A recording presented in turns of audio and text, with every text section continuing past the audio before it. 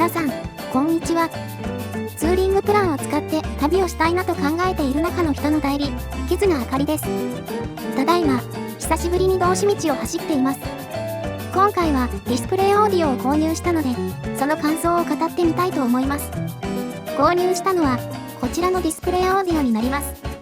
メーカーはよくわからないですが、UNE という名称になっていました。UNE の MT65A って名称でいいのかな？安い値段やよくわからないメーカー的におそらく中国製でしょう。とりあえず、ここで開封の儀を行います。緩衝材の下から本体が出てきました。光の反射がすごい。これはグレア画面ですね。背面にはネジを留める部位がありますね。これは取り付けをしたら外せないタイプの製品みたいです。中にはケーブルや工具も入っていました。これはドライバーと六角レンチと結束バンドです。本体に取り付ける日よけもありました。ケーブルは直接取り付けるものと USB に取り付けるものと2種類ありました。バイクに取り付ける指定はこんな感じです。ということで取り付けた翌日の夜勤明けに宮ヶ瀬の方まで行ってみました。でも走行画面の撮影をしてみましたがうまく撮れなかったのでボツに。しかし宮ヶ瀬で起動時間を計測した動画を撮っていたので紹介しますね。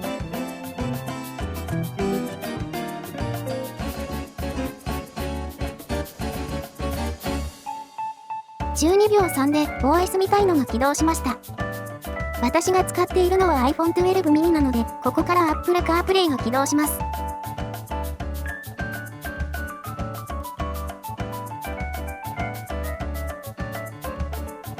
約29秒でナビが起動しました。ここまでナビ画面メインで来たので起動時はナビ画面でしたが、別の画面で電源を切ったら次はその画面で起動します。ここまでが届いた翌日に撮影したファーストインプレッションでした。わざわざ夜勤明けに宮ヶ瀬に行ったのは翌日の休みが雨予報だったからです。そして早めにレビュー動画を作ろうと思ったので強行したのですが、訳あって1週ほど遅らせました。まずは翌週の休みが晴天予報だったこと。今の画面ではちょっと雲が出ていますが、後日公開予定の富士山ツーリング動画では最強の富士山が見れました。そしてもう一つが画面の変化です。偶然この製品に合うノングレアにする保護フィルムを見つけました。Apple CarPlay の画面はどの製品でも同じということを確認しようと思って他のレビュー動画を見ていました。別製品なのに見た目そっくりのものがあったんですよね。Amazon の販売ページで比べるとこんな感じ。この関連製品に保護フィルムがありました。タイムセールだし合わなくてもいいかなと思って注文。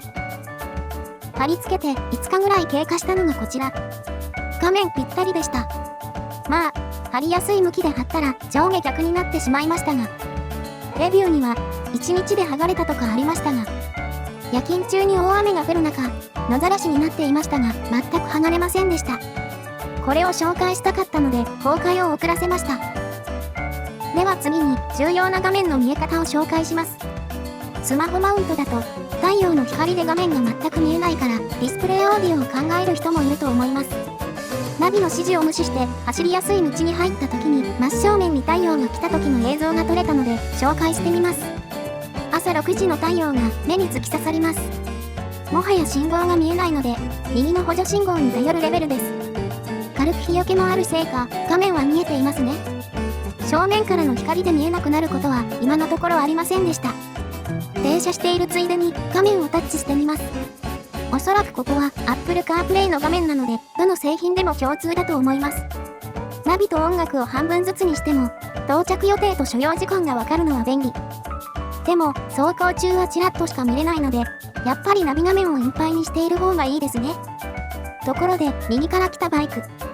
停止線越えただけでも信号無視なのにまさかの完全信号無視で走っていきました。何考えているんだか。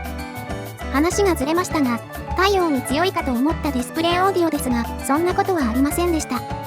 後ろに太陽があると見えなくなる時がありました。ノングレアを貼ったら平気かなと思ったのですが今見た通りです。うまいこと体が縦になれば良いのですが直接光が当たるとダメみたいですね。結論を言えばスマホよりは見えるけどピンポイントの太陽光には弱い。次に取り付けを見てみます。先にも言いましたが、これは取り外しができないので、基本バイクとずっと一緒です。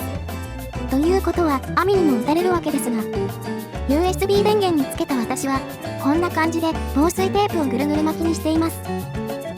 これも Amazon で購入しました。アクセサリー電源につなげられるならいらないかな。あと個人的に防犯対策で取り付けたものがあります。何かでもらったスマホ落下防止リングにより強力な粘着力を得るためシール剤を塗布。そこを昔買ったワイヤー付きのダイヤルロックでくくりました。ここまでやっておけば本格的な工具がないと外せないだろうから、ツーリングの休憩中に取られるとかないでしょう。まあ、取り外しの可否はどっちがいいのかな。そのあたりはその人の好み次第なんでしょうね。ではここからは通し道を流しながら買う前に気になっていたインカムと接続の話をしてみたいと思います。最初調べていた時に Bluetooth の流れがスマホからディスプレイオーディオ、ディスプレイオーディオからインカムにつなげるという流れで紹介されていました。こうするとスマホからインカムに Bluetooth をつなげられなくなります。そうなるとちょっと面倒だなと思っていたんですが、最近ではスマホ中心でつなげても平気なことが多いという話も聞きました。実際この製品もそれでつなげてほぼ問題ありませんでした。ということで製品自体の感想でした。今更ですが、収益化もしていないここに案件なんて来ないので、当然これは完全な自己レビューです。最後に Apple CarPlay を使用した感想を少々。気になる点は3つ。これはこの製品のせいなのか、Apple CarPlay のせいなのかはわかりませんが、画面の左下にメニューバーがあります。ここを投げ指示すると Siri が起動します。ここで指示すると反応するときとしないときがあるんですよね。声の大きさかなと思ったけど、それでも反応しないときがあるんですよね。でも、他にあるカーナビの目的設定用のアイコンを押して目的地を言うと、こっちは 100% 反応するんですよね。普段からバイクに乗っているときに Siri は使わないから、個人的に問題はないけど、たまーに使いたいときもあるけど、インカムで呼べばいいかな。でも、私のインカムは操作性が悪いから、グローブをしていると呼びにくいんですよね。それもあって、結局インカムでは使わないから、ディスプレイオーディオにちょっと期待したんですけどね。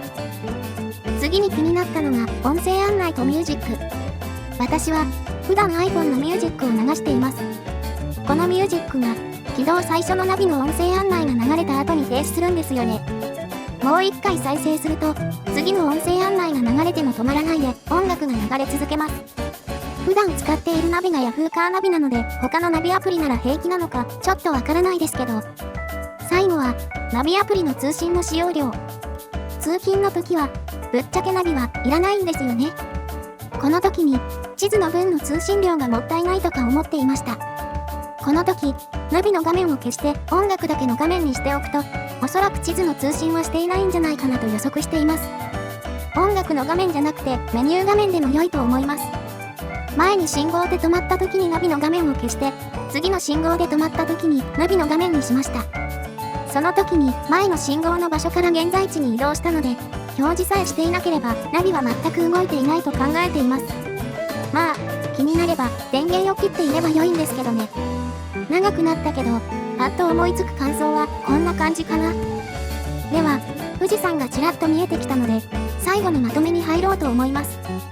個人的に買って良かったかどうか聞かれたら、今のところは良かったと思います。今のところというのは、ディスプレイオーディオを設置する2つの理由の1つでもある熱暴走の検証ができていないからですね。スマホをバイクのマウントに設置しないと言っても、カバンには入れておかないといけません。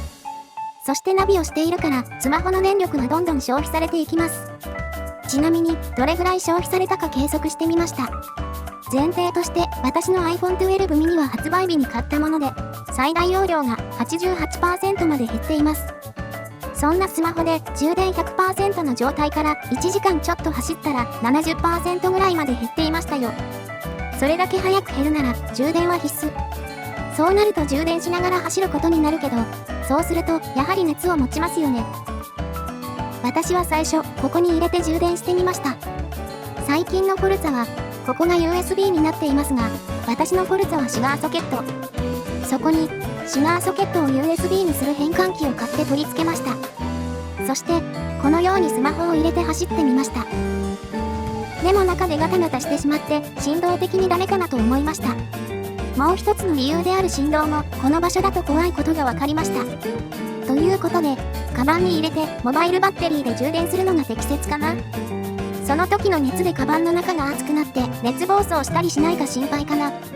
この案だとスマホを充電していない時にモバイルバッテリーをさっきの場所で充電することにします。ということで夏が終わってから初めて最終的な判断ができるかな。では今の判断で私がおすすめする人はこんな感じ。振動でスマホが壊れるのが怖くて昼間にスマホ画面が見えなくて困ったことのある人、そして対策に2万円を出しても後悔しない人なら買っても問題ないと思います。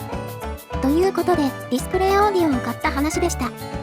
やっぱり新しい装備を買うとテンションが上がりますね。